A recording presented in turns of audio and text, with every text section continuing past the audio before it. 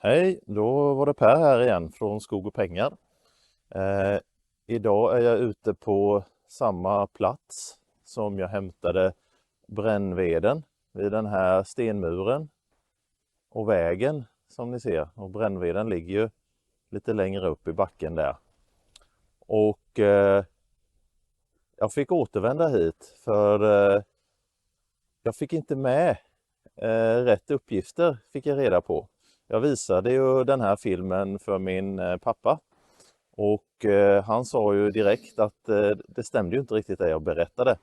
Så därför fick han följa med ut här idag för att berätta lite om skogen vi är i och vad det var som jag sa som var fel. Så med mig här idag har jag min pappa som sitter här. Nu ska vi se så att vi får med honom där med.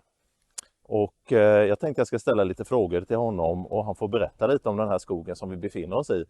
För det är ju pappa som har skött den här skogen innan.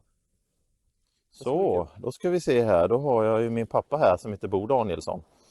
Och vad var det som blev fel i förra filmen? Det var ju att jag sa ju att skogen här bakom dig pappa, att den var planterad. Men det stämmer inte eller? Nej, det är självföryngrat. Det har varit en odlad mosse här bakom. Och jag minns inte att vi plöjde eller odlade på mossen någonting. Men vi hade på helger och lite sånt här på sommaren körde vi upp hästarna. Vi hade 2 stycken. Så det gick på bete här inne då på den här det gick åkern? på bete här uppe Ja. Så det är... Men nu är vi ju rätt så mycket ute i skogen. Hur kommer det sig att det låg en åker här ute? Kan du berätta något om det och den här stenmuren, liksom varför de har lagt ner all energi här? Varför var det en skog eller varför var det en åker här ute? Ja, det var ju det här torpstället som ligger här ovanför. Som heter Kuttrebacke. Ja. Och där odlades ju, det var ett hus där uppe. På 1920-talet, men det brann ner. För att det var ju som ett litet torpställe och det var några 20-30 hektar skog till det där med. Det fanns en laggård och allt möjligt där uppe då? Ja. Och vagnbo och lite och... Och det var dina släktingar, eller dina och mina släktingar då som bodde där uppe i skogen? Ja. Och då hade de det här som en utav sina åkrar som de brukade för att sköta jordbruket? Ja, brukade ju den här mossen också. Ja, just det. Och du har ju berättat för mig också att det finns ju en brunn här precis bredvid den här åken också där de tog sitt färskvatten eller dricksvatten då. Ja.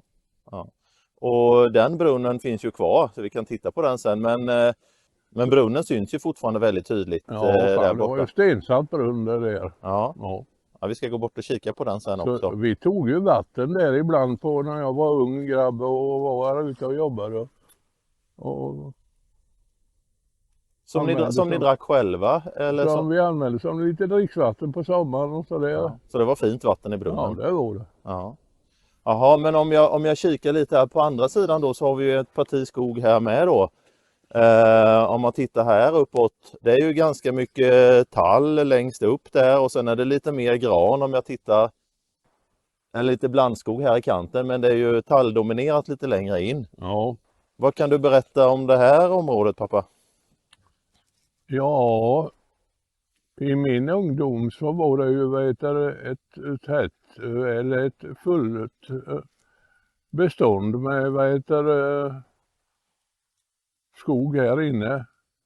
Och sen när jag var ung grabb så avverkade min far då här och ställde ut fröträd. Ja, och det måste ju ha varit någon gång på 40-50-talet då, när slutet på 50-talet någon gång. På 50-talet någon gång, ja. Och så lämnades det fröträd här inne då har jag förstått. Ja. Jag gjorde det. Och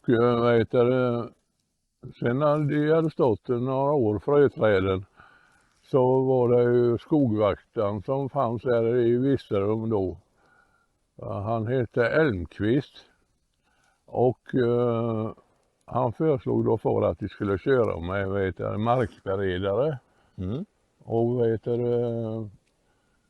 så att det kunde komma skog lättare. Hur fungerade en sån markberedare på 50-talet då? Det var ju inte så vanligt kanske. Nej, det var det väl inte. Och sen markberedaren, han kördes ju med häst. Så att det var det som var drivmedlet. Och så gick det en bakom och höll i den här skogsplogen. För det var ju bara med en rad blev det ju. En markberedningsrad då. Ja. Ja. Och sen när vi har kört det där runt alltihop det här som var fröträd på, så stod det i några år och sen kom det massor av tall i där. Det var ett lyckad markberedning då. Ja, verkligen. Och jag har ju ett minne, och det är ju förbaskat synd att jag inte tog en bild på det med en vanlig kamera. För att när älgexplosionen kom då, Ja. och det var ju så mycket ungtall så det var precis tjockt. Och där tyckte ju älgarna om det där. Så de började där och beta och bryta av i brösthöjd. Ja. Och det såg ut som de hade skjutit med en kanon i det här området. Det såg riktigt illa ut då. Ja, verkligen. Men det var ju så pass mycket ungskog där, så att liksom det gjorde ingenting, för det gallrade sig självt, kan man säga. Älgar gjorde det. Ja. Så tack vare att det var så mycket uppslag så blev det skogen då. Ja, visst. Ja. Det blev ett väldigt bra ungskogsbestånd. Ja. Men det såg för jäkligt ut alltså. Det var precis som, du hade skjutit med en kanon. Ja. Men den här markberedningen som ni gjorde då fick ni låna utrustningen, själva markberedningsplogen, och sen fick ni använda era egna hästar då för att dra här inne. Jajamän. Ja. Nej, men det är ju ett väldigt fint område nu, och det är ju faktiskt gallrat 2 gånger nu på senare tid. Ja. Och röjt någon gång under din tid, misstänker jag ju. Ja. Ja. Nej, det är snart dags att gallra igen. Ja. Ja, det är väldigt fint och slutet tallbestånd här inne. Och lite gran här som sagt det är lite fuktigare mark här nere. Ja. Ja, men vad kul. Ja, den här mossen bakom oss, eller bakom dig pappa här, hade den något namn? Vad kallades den? Ja, kallades för torpemossen. Ja, och i och med att den hörde till det här torpet här uppe då som de har bott i. Ja, men det är ju lite intressant då, i och med att det här är ju helt självföryngrat. Det är ju väldigt populärt med plockhuggning och sånt här idag, så jag tänkte jag tar en sväng in och går och tittar lite på beståndet här. Okay. Och klättrar över den här stenmuren här, den sträcker ju sig runt, kan man säga, halva mossen, och sen var det väl, misstänker jag, gärdsgård bitvis också på den tiden. Det fanns det nog. Ja, jag ska gå in här och gå över stenmuren här utan att halka. Så vi ser på beståndet här, som inte är planterat då, utan det här är ju självföryngrat. Och det har ju varit lite problem med barkborreskador och så här inne också. Som vi ser här så står det ju några rejäla granar här. Och det kommer ju även väldigt mycket självföryngrad skog här. Och vi ser ju här att det är, om jag lägger handen på här, så är det ju ganska rejäla granar. Och här har det ju då blivit en lucka. Och här är även någon tall, och vi ser ju här uppåt att här är det granbarksborreangripet. Men om jag går här så man ser ju på marken här att det är ju väldigt platt och slätt, så man kan förstå att det varit en åker här. Och man kommer ju även fram här till den här fina stenmuren då som har gått runt. Vad ser vi här? Den ska jag vara rädd om att bevara.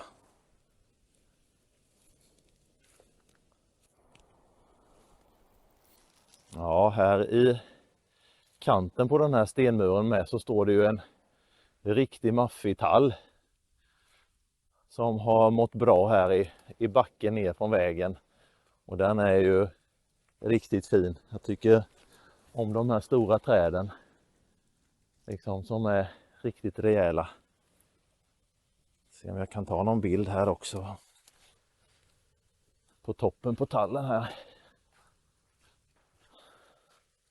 Man ser här vilket praktträd som står här i vägkanten.